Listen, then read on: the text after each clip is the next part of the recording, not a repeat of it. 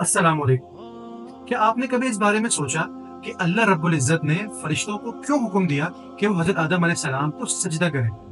آخر اس کے پیچھے کیا حکمت ہو سکتی ہے اور ہمیں اس پورے واقعے سے کیا سبق سیکھنا چاہیے؟ آج ہم اسی بارے میں گفتگو کریں گے۔ میرا نام معوذ ہشام ہے اور اسی طرح کے اسلامک کنٹینٹ کو دیکھنے کے لیے میرے چینل کو ضرور سبسکرائب کیجیے۔ جزاک اللہ۔ سب سے پہلے تو اس بات کو سمجھ لیجیے کہ جن جن مخلوقات سے ہم لوگ واقف ہیں ان میں خلقت کے اعتبار سے فرشتے سب سے افضل مخلوق ہیں۔ وہ نور سے بنے ہیں، وہ سراسر روح ہیں۔ دوسری بات یہ سمجھنا بہت ضروری ہے کہ سجدے دو طرح کے ہوتے ہیں۔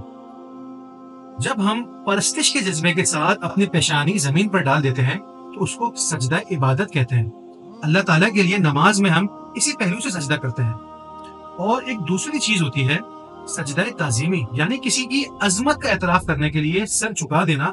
اس کو کہا جاتا ہے سجدہ تعظیمی، جس کا ذکر حضرت یوسف علیہ السلام کے واقعے میں سورہ یوسف میں بھی آیا ہے۔ اور فرشتوں نے حضرت آدم علیہ السلام کو یہی سجدہ یعنی سجدہ تعظیمی کیا تھا۔ اب ایک اور بات کو سمجھ لیجئے کہ چونکہ سجدہ تعظیمی اور سجدہ عبادت میں مشابہت کی جھلک موجود ہے، اس وجہ سے ہمارے ہاں یعنی اسلام میں سجدہ تعظیمی کو بھی جاری نہیں رکھا گیا، بلکہ رسول اللہ صلی اللہ علیہ وسلم نے اس کو روک دیا اور کہا کہ اگر میں اللہ کے علاوہ کسی اور کو سجدہ کرنا جائز سمجھتا تو عورتوں سے کہتا کہ وہ اپنے شوہروں کو سجدہ کریں۔ یہ سجدہ تعظیمی کی بات ہو رہی ہے، تو رسول اللہ صلی اللہ علیہ وسلم نے اس طرح کی ہر چیز سے مسلمانوں کو روک دیا۔ لیکن اس وقت جس وقت کا یہ واقعہ بیان کیا جا رہا ہے حضرت آدم علیہ السلام اور ملائکہ کا، اس وقت اللہ رب العزت نے فرشتوں کو براہ راست سجدہ کرنے کا حکم دیا تھا۔ اللہ تعالیٰ کے براہ راست حکم سے اس ہی کی ایک مخلوق کے آگے سجدہ ریز ہونا دراصل اللہ ہی کے آگے سجدہ ریز ہونا ہے، اس لیے اس میں کسی صورت بھی شرک کا کوئی اشکال موجود نہیں ہے۔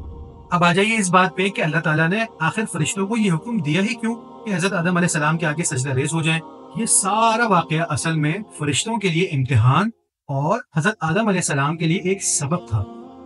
امتحان یہ تھا کہ ایک برتر مخلوق کو اللہ تعالیٰ حکم دے رہا ہے کہ وہ اپنے سے فروتر مخلوق کے آگے سجدہ ریز ہو جائے۔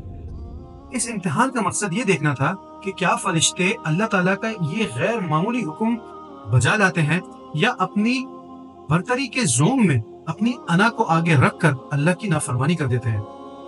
تو فرشتے تو کامیاب رہے، لیکن برعکس اس کے شیطان ملعون ناکام رہ گیا۔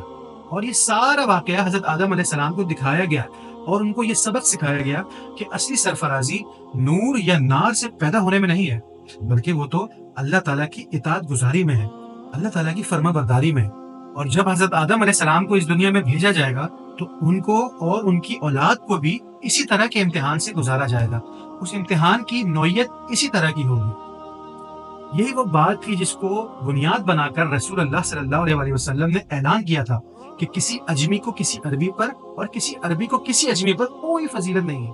اس دین میں فضیلت کی بنیاد صرف تقوی ہے، حدود آشنائی ہے اور اللہ کی اطاعت ہے۔ دیکھیں، ہم انسانوں کے درمیان برتری اور کمتری کا پہلو رکھا گیا ہے، یعنی ہم میں سے کوئی کسی اعتبار سے کسی سے افضل ہو سکتا ہے اور کوئی کسی سے کسی اور اعتبار سے کمتر ہو سکتا ہے۔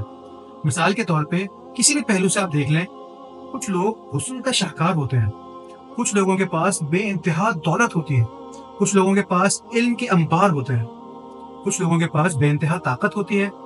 لیکن اس برتری کی وجہ سے کیا ہم کامیاب ہو جائیں گے؟ نہیں۔ اللہ کے نزدیک کامیاب ہونے کا ایک ہی ترازو ہے، وہ ہے تقوی۔ بلکہ کبھی کبھی کسی اعتبار سے افضل ہونا الٹا ہم کو لے ڈوب سکتا ہے۔ مثال کے طور پہ اگر حسن ملا ہے تو اس کی حفاظت کرنی ہوگی، نہ کہ اس کی نمائش۔ اگر دولت ملی ہے تو اس کو اللہ کی راہ میں خرچ کرنا ہوگا، نہ کہ حرام کاریوں میں ضائع۔